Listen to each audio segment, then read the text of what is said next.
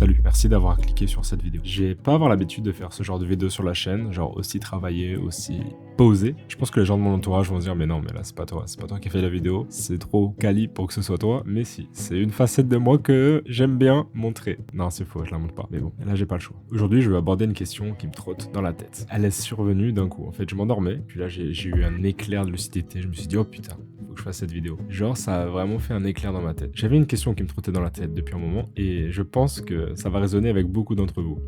Pourquoi notre génération a-t-elle cette envie de voyager? Qu'est-ce qui nous pousse à vouloir découvrir le monde, à sortir de notre quotidien, à quitter notre zone de confort pour aller voir ce qu'il se passe ailleurs? Et si tu es là aujourd'hui, je pense que c'est sûrement parce que toi aussi, tu ressens cette envie, cette soif de nouveauté, de changement, de rencontre. Et peut-être que comme moi, tu te poses des questions. Tu te dis, c'est vraiment possible? Est-ce que j'ai le droit de rêver de voyager, même si j'ai pas un budget de malade? Aujourd'hui, je vais te parler de mon histoire, de ce qui m'a amené à rêver de voyager et pourquoi je suis convaincu que ce n'est pas réservé à quelques privilégiés. Et surtout, ce que je veux te dire, c'est que tu n'es pas seul dans cette envie d'aventure. Quand ce sera le moment, je te promets qu'on partira ensemble. Sur cette chaîne, les gars, il y aura plein de vidéos de voyage. En tout cas, c'est vraiment l'objectif. C'est le pourquoi j'ai créé cette chaîne, en fait. Et je t'emmènerai avec moi. Alors, pour commencer, un peu de contexte sur moi. Je suis fils unique et depuis tout petit, je crois que j'ai toujours eu ce côté un peu observateur. Observer les gens, observer le monde autour de moi. C'est comme si, en grandissant, je voulais comprendre les autres, comprendre ce qui se passait à l'extérieur de mon propre petit univers. J'étais souvent dans ma tête, dans mon monde. Et je pense que c'est un peu ce qui me poussait à vouloir découvrir de nouvelles choses. Mais ce qui m'a vraiment marqué et ce qui a amplifié cette envie de voyager, c'est de voir ma mère rentrer tous les soirs, épuisée de son travail. Je l'ai vu passer des journées longues, répétitives, sans vraiment de temps pour moi et encore moins pour elle.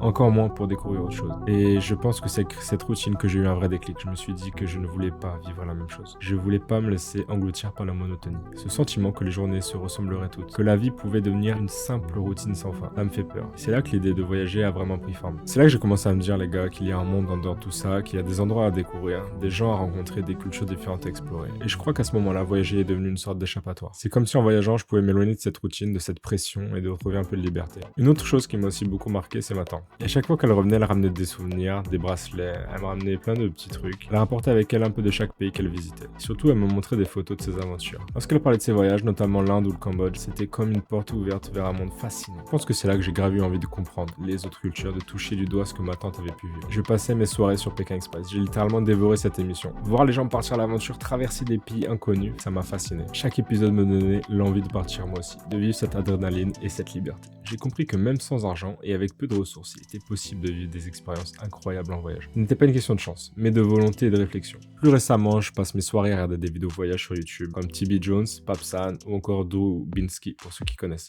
Et à chaque vidéo, c'est comme un appel à l'aventure. Et à chaque fois, je me dis pourquoi pas moi. C'est là que je me dis que tout le monde peut se lancer dans l'aventure, que ce soit pour quelques semaines ou quelques mois. Les créateurs de contenu comme Papsan ou TB Jones ont grave démystifié le voyage. Ils m'ont fait réaliser qu'avec un peu d'organisation, il n'y avait aucune raison de ne pas partir. Surtout que ce que fait Papsan, ce qui est intéressant, c'est qu'il lead de passion. Il voyage et à la fois, il prend des photos et c'est vrai que ça, j'aime beaucoup le faire aussi. J'ai remarqué que j'aime énormément prendre en photo les portraits des gens. Je ne sais pas pourquoi en fait, juste j'ai besoin d'immortaliser un moment. J'ai besoin que ma photo en fait transmette une émotion. Genre quand je la vois, je me dis, ce jour-là, j'étais à tel endroit, il faisait beau, et cette personne-là, j'ai partagé un moment avec lui, j'ai partagé un sourire avec lui, et c'est juste ça en fait que je veux me rappeler. Je vais être honnête avec toi, j'ai pas encore eu la chance de voyager autant que j'aimerais, mais j'ai quand même eu quelques expériences intéressantes qui m'ont permis de commencer à découvrir ce qui m'attire vraiment. Je suis allé en Corse quand j'étais petit, j'avais à peu près 13 ans, et c'est un endroit magnifique. J'ai pas eu le temps de tout explorer. Ensuite, quand j'étais tout petit, j'ai eu la chance d'aller en Italie, mais je m'en souviens pas très bien. Puis je remercie aussi ma mère de m'avoir inscrit en colonie en Espagne. Mon dernier voyage actuellement, c'était la Crète, en Grèce. C'était des souvenirs de fou. J'avais filmé une vidéo incroyable, j'avais fait des rencontres. J'avais eu un hôte vraiment avec le cœur sur la main. J'avais partagé vraiment quelque chose avec cette personne. Il nous donnait tout ce qu'on n'avait pas pu avoir. Par exemple, avec ma copine, on était dans une espèce de tiny house. C'était un peu vétuste, etc. Et en gros, on avait loué des vélos. La meuf nous avait pas donné des lumières. C'était super dangereux. On faisait du vélo de nuit. Les voitures nous voyaient pas, ça nous klaxonnait. Le mec est parti nous acheter lumière. Il proposait même d'aller me déposer faire les courses avec son scoot. C'est des expériences, les gars. C'est la première expérience que je vis comme ça. Et qu'est-ce que je me sentais libre, en fait. C'est passé tellement vite. Je suis resté 2 semaines en Grèce, mais c'est passé tellement vite, j'ai fait des rencontres incroyables. Malheureusement, tous mes rushs sont corrompus. En fait, ma carte SD est corrompue et tous mes rushs sont dedans. J'avais tous des rushs, les gars. Tous les soirs, je m'empressais. J'étais fatigué, on faisait que de marcher. On faisait du vélo, je faisais plus de 20 000 pas sous le cagnard, il faisait 35 degrés. Et malgré ça, malgré la fatigue le soir, quand ma copine s'endormait, les gars, je faisais un petit dérush. tous les soirs pendant 1 heure, peut-être voire plus. Je dérushais. Ça m'a pris, je pense honnêtement, plus de 10 heures. Et j'étais parvenu à un résultat final. J'avais atteint 2 heures de vidéo. Donc 2 heures de vidéo que je pouvais encore exploiter, que je pouvais encore réduire. Mais malheureusement, plus rien. Je perds pas espoir. Je pense que je vais aller voir un réparateur. Je sais pas combien ça va coûter. Je vais peut-être sortir cette vidéo s'il faut dans 2 ans. Mais peut-être qu'elle verra le jour. En attendant, je perds pas l'espoir. Tout ça pour dire que voilà. Les expériences comme celle-ci, les gars, vraiment de manière spontanée, c'est tellement bien. Surtout, j'ai une caméra assez discrète. Donc en fait, les gens voient pas forcément que je filme. Bien sûr, je leur demande. Et en général, ça passe parce qu'on a vécu un truc qui fait que il se dit ok, c'est cool. Et donc en fait, ça fait vraiment des moments spontanés. Genre le mec en fait ne voit pas la caméra, il parle, on échange des trucs. C'est vraiment bien. Aussi un autre voyage qui m'a marqué, du coup, c'est Londres. J'ai vraiment aimé Londres. L'atmosphère qui se dégage à Londres, les gars, j'étais du coup à Londres en mai. Puis la Grèce, c'était en septembre, fin août-septembre. Donc j'ai fait Londres en mai. Les gens là-bas dégagent un truc, c'est juste fou, genre. À Paris, ils sont... Je peux pas dire que les gens sont stressés, c'est pas tout le monde. C'est pas tout le monde qui est stressé en France ou quoi, mais quand t'es à Londres, il n'y a pas de jugement. Par exemple, c'est tout con à dire, mais en France, en tout cas, je vois beaucoup de filles sur les réseaux. Pas que sur les réseaux d'ailleurs, mais en fait, il y a énormément de filles qui se font soit agresser, soit qui ont subi quelque chose. Par exemple, subi des regards insistants dans les métros, etc. Et à Londres, en fait, je trouvais les filles s'habillaient, on va dire, même plus court qu'à Paris. Peu importe la façon dont elles s'habillaient, peu importe, en fait, comment elles étaient, il n'y avait pas de regard. Je sentais vraiment pas une tension dans les transports. Genre, c'est... Je veux pas dire que tout est tout beau, tout rose, hein. Je peux pas avoir tout vu en 2 semaines, tu vois. Enfin, non, en 10 jours. Je suis resté 9 jours à Londres. Je peux pas avoir tout vu en 9 jours, mais en tout cas, ce que je vois, c'est que dans les transports à minuit, il n'y avait pas ce sentiment vraiment d'insécurité pour les meufs. Même là-bas, en fait, il y a vraiment une acceptation de l'autre, j'ai l'impression. Voilà, c'est ça. À Londres, c'est fou. Comment on accepte l'autre. Il y a vraiment une diversité de ouf à Londres. C'est ça que j'ai aimé. J'ai fait des super rencontres. J'ai pris en photo des gens que je vais d'ailleurs revoir, les gars. Là, on va repartir à Londres le 31 décembre. Donc, j'espère que vous serez là pour voir cette vidéo parce que je pense que ça va être une vidéo trop bien. Voilà, j'avais rencontré un make-up artiste qui était grave sympa, Jessie, que je vais retourner voir à Londres du coup là pour décembre. On était aussi passé par un tunnel et on avait rencontré des danseurs qui nous ont invités à venir. Ma copine a dansé avec eux, on a passé un bon bout de temps de la soirée. J'ai pris des vidéos avec eux, on a échangé, on a beaucoup parlé. Et voilà, c'est ça que j'aime en fait. C'est le fait de rencontrer des gens que tu n'aurais jamais rencontrés si tu n'avais pas voyagé, que tu gardes en contact et que tu retrouves si tu retournes dans le pays en destination. C'est vraiment incroyable. Mais le truc, c'est que même après ces voyages, je me suis rendu compte que j'avais envie de plus, beaucoup plus. Les voyages m'ont donné un goût de liberté, une envie d'aller plus loin, de découvrir des endroits que je n'ai pas encore visités. Parce que pour être honnête, même dans ces pays, je n'ai pas tout vu. J'ai pas eu le temps de m'imprégner de tout ce qu'ils avaient offert. Et c'est là que la frustration arrive. Les voyages m'ont montré à quel point le monde est vaste et surtout à quel point il y a tant à découvrir. Et c'est ça un sentiment que je veux partager avec toi. Je sais que beaucoup de gens, quand ils pensent voyage, ils disent c'est pour les autres, c'est ceux qui ont de l'argent, c'est ceux qui sont privilégiés. Et je l'ai pensé aussi à une époque, mais franchement, voyager aujourd'hui, c'est bien plus accessible.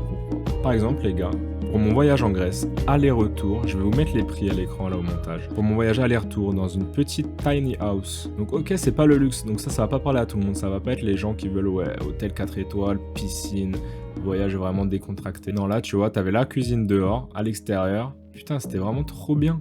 T'avais un cadre de vue unique, t'étais tranquille, pas un bruit, un cadre vraiment incroyable. Je vais pas vous mentir, ok, c'était chiant, tu rentrais, t'étais un peu fatigué, tu devais taper la cuisine dehors, etc. Mais en vrai, c'est des super souvenirs parce qu'il y avait tous ces petits chats qui nous entouraient. T'avais cette ambiance vraiment folle de faire à manger dehors, d'avoir un frigo dehors, il faisait bon, il y avait le ciel étoilé. Rien de plus. Les gars, il me faut rien de plus, je vous mens pas. Voilà, donc là, c'était la nuit à 25 €. Les gars, 25 € la nuit, je sais pas si on se rend compte, sachant qu'on divise à 2 du coup avec ma copine. 25 € la nuit, on pouvait manger des gyros pour 3,50 €. 3,50 € les gars. C'est des kebabs, version, je vais pas dire en mieux que la France, tu vois, mais c'est des kebabs premium. Voilà, tout simplement. 3,50 €, 4 €, tu avais des gyros. Et on ne s'embêtait pas, on mangeait ça à la fin quand on voulait plus trop s'embêter. On se faisait des restos, on en avait pour 10, 15 € grand max. Et 15 €, les gars, on tapait dans des bons restos, bonne déco, etc. Et c'est vraiment ça que j'ai envie de vous dire, les gars. Il y a des destinations plus chères que d'autres, mais il y a aussi des moyens de voyager avec un budget bien plus modéré. Des billets d'avion low cost et des hôtels pas chers. Il y a aussi le fait de voyager en groupe, donc comme je vous l'ai dit, là, avec ma copine, bah, du coup on divisait par 2, mais si vous voyagez avec des potes, bah, par exemple vous diviserez. Bien sûr, après il y a des jours où les gars, vous pouvez forcément pas dépenser, juste vous balader, vous profitez des ruelles, vous allez dans des musées, il y a beaucoup de choses gratuites à faire. Il n'y a pas forcément besoin de dépenser 50 balles par-ci par-là. T'es pas obligé de te ruiner en fait. La clé, c'est de prioriser et de faire en sorte que ton rêve de voyage devienne une réalité. Parce que c'est pas une question de chance, c'est une question de choix. Je pense qu'on est tous, à un moment ou à un autre, un peu fatigués de notre routine. Moi, c'est le cas. Les gars, je n'ai rien mis sur Insta de création. Je n'ai rien créé en 3D depuis juillet. Nous sommes le 28 novembre. Alors oui, ok, je fais des photos, donc c'est une forme aussi de création. Je fais des photos, je les édite, etc. J'ai fait des vidéos aussi où je les ai éditées, etc. Pareil, j'ai fait de la colorimétrie. Mais on va dire que ma passion principale, donc là la 3D, depuis on va dire à peu près 2 ans, je n'ai rien fait en 3D les gars, je n'y arrive plus, il y a un vide. Vraiment, je rentre chez moi, je suis fatigué, je lance le logiciel, je ne sais pas quoi faire les gars, j'ai le syndrome de la page blanche, je sais pas. Ça, je pense que c'est juste une phase, vous voyez, mais c'est pour vous dire qu'à un moment ou un autre, on est tous fatigués de la routine et on peut se sentir coincé comme pris dans une boucle sans fin. Chaque journée qui passe peut sembler identique à la précédente. J'ai l'impression, honnêtement là les gars, je vais bientôt avoir 22 ans. Ça me fait tellement mal de le dire, je vais bientôt avoir 22 ans. J'ai encore 19 ans dans ma tête, genre honnêtement 19 ans, j'ai l'impression que c'était là hier, c'était clairement hier.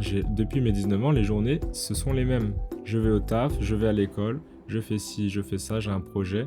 C'est la même chose depuis que j'ai 19 ans. Et c'est une dinguerie comment ça va vite. C'est pour ça que voyager, c'est une manière de rompre avec cette boucle, de sortir du cadre, d'aller chercher quelque chose de neuf. C'est presque comme une forme de libération. En tout cas pour moi, là je parle vraiment pour moi depuis tout à l'heure. N'hésitez pas à me dire vous en commentaire votre ressenti par rapport à tout ça. Est-ce que vous pensez aussi que les réseaux influencent? Parce que du coup on voit beaucoup plus de vidéos de voyage. Je pense que ça influence énormément. Moi tu vois mon feed TikTok. TikTok sait que j'ai envie de voyager, tu vois. Tu vois des mecs aux Dolomites et tout, dans les montagnes, des pays genre le Vietnam, etc. TikTok sait que je veux voyager. Et ça fait tellement mal parce que plus tu regardes, plus tu te dis waouh et tout. Et je pense que là, les gars, cette vidéo, en fait, j'hésite à faire une autre vidéo bientôt. Dites-moi si ça pourrait être intéressant. C'est de faire une vidéo à mon moi dans 5 ans. C'est-à-dire, je vais dire tout ce que je pense que j'aurais fait dans 5 ans. Ou en tout cas, je me poserai des questions à mon moi dans 5 ans. Je sais pas, et je crois qu'il y avait un américain qui avait fait ça, MrBeast avait fait aussi. Voilà, en tout cas, j'ai beaucoup parlé, j'espère que cette vidéo t'aura plu. J'ai pas l'habitude de faire ça sur cette chaîne, en tout cas, bon, là, il n'y a pas énormément de vidéos sur la chaîne alors que tu vas regarder ça, il y a 3 vidéos, mais si jamais tu me découvres, n'hésite pas à t'abonner, c'est super gratifiant de ta part, genre c'est gratuit, ça me donne vraiment beaucoup de force. Ce qui me donne beaucoup de force, c'est surtout si tu commentes aussi, parce que j'ai l'impression de parler à des humains. Si tu ne commentes pas, je parle à un mur. Voilà, je sais pas si t'as capté la nuance. Écoute, merci beaucoup. Si tu t'abonnes, ben, c'est que tu aimes les voyages, c'est que t'aimes les photos, t'aimes l'humain, quoi, tout simplement. Qu'est-ce que je te dise de plus? C'était Wanjo. Normalement, je suis gaulerie, hein, je suis pas sérieux comme ça. Mais ça fait du bien d'être sérieux, les gars, de temps en temps. Je sais pas ce que vous en pensez.